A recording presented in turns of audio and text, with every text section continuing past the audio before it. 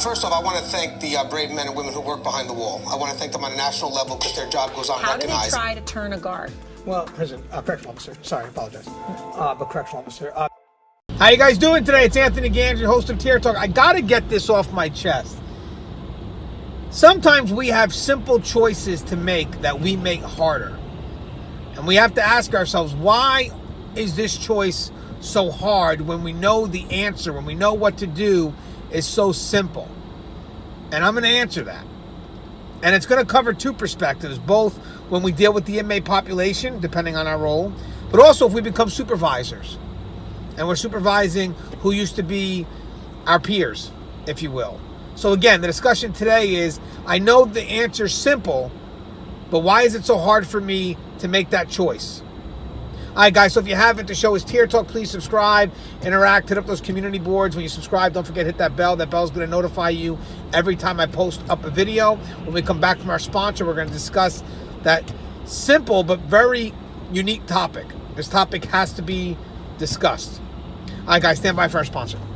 I wanted to attend a university that had an intelligence program. I wanted to look at problems different. I wanted to increase my critical thinking abilities. AMU offered those avenues to expand. Obtaining your degree as an adult, you're actually paying yourself and investing in yourself. You can't put a dollar on it, it's priceless. It's something that can never be taken away from you. American Military University. Learn from the leader. Thank you guys for listening to our sponsor. You know, throughout our career, whether you're on the front line, officer, civilian staff, or as you move up and you grab onto those managerial positions, we are making choices all day. Some of them are easy choices and some of them are extremely hard. And definitely as you progress in the field, the choices do become a little bit harder that have to be made. And we want to make sure that the energy that needs to be utilized is utilized for those difficult choices, that we don't waste any energy on choices that are rather simple, but the only reason why it's becoming difficult is because we have emotion involved in those choices. And that's kind of what the title is here. It's never personal, it's business. And it's sad to be that way, but sometimes we have to.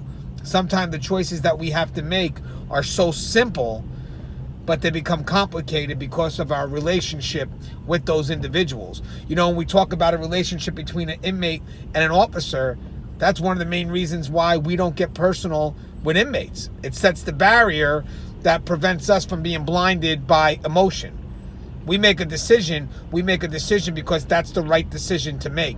Usually when inmates try to manipulate that personal connection, they're trying to manipulate the choices that you have to make. So you don't see them as an inmate, you see them as a friend or whatever whatever picture they try to paint to connect you with. Remember, inmates just want you, a manipulative inmate wants you to be taken out of your prescribed role.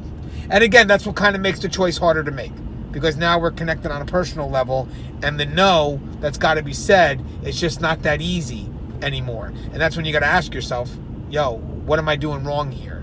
Because there should be no reason why I'm having trouble telling this inmate no for something that they're not supposed to be doing. Something that is elementary. Like, we know they're not supposed to be doing that, but I'm having trouble saying the no.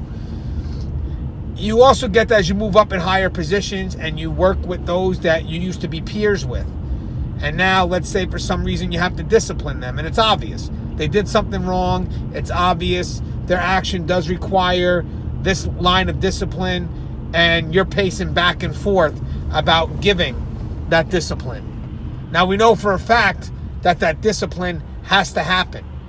It's something that they did, that you found out, and the decision to commit to that discipline should be easy.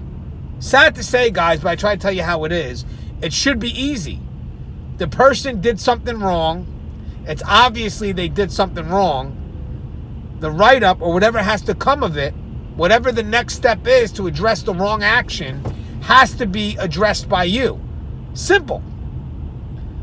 But now if you're pacing back and forth and having a problem sleeping at night because you have to address this person in the morning, or the guilt trip that the person may do to you afterwards after you take that next step, and that starts to bother you, then the decision that you're making is being clouded by emotion.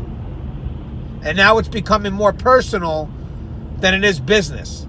And guys, it's sad to say this, but that's what it is in this line of work. That's what helps us make the right decisions.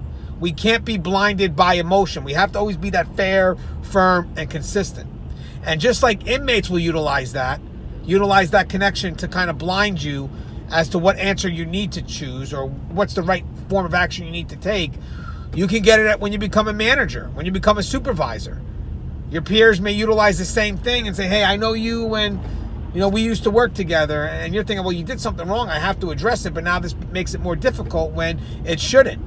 I know we worked together, but at the end of the day, you still did something wrong, and there's no way we can go around it. And when someone asks me why I chose not to write you, how do I defend that position? Because the only reason why I'm choosing not to write you is because it's personal. Because it's so obvious what you did was wrong.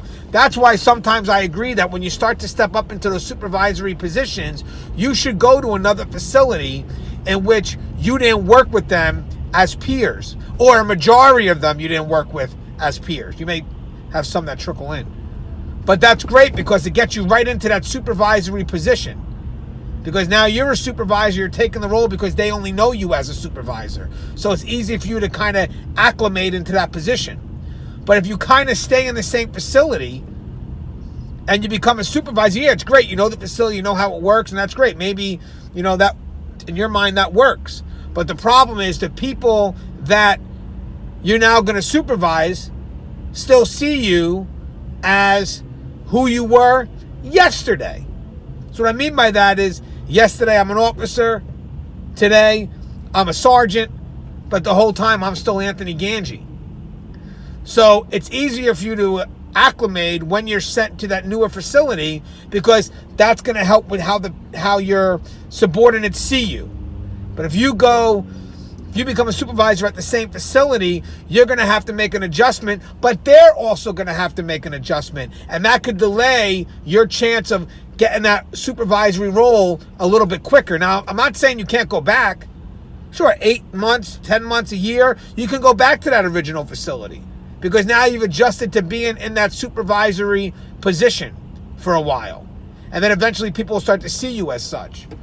But I think it's great to go to another facility because while you're kind of making your way into that position, you're being supported by those that only know you in that position, as opposed to having to adjust in that position and then the people only knowing you from that prior position.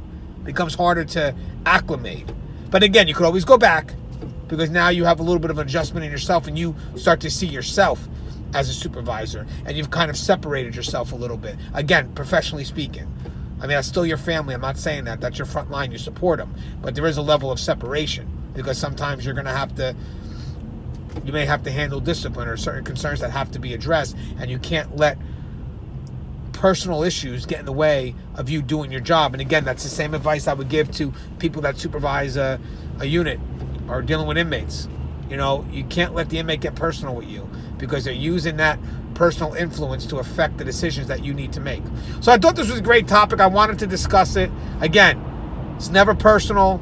It's always business. It's always professional. Apply that as I'm giving it to you. Again, even though I'm saying the statement, obviously there's context where I can understand where we don't want to say it's always business. I respect that. But for the most part, the decisions that need to be made, and they need to be made, and the conflict that you're having to make those decisions are personal, that's a problem. Especially when you know that decision has to be made. As always, guys, the show is Tier Talk. If you haven't, please subscribe, interact, engage. When you get a chance, don't forget to hit that bell. That bell's going to notify you every time I post up a video. Stay safe, guys.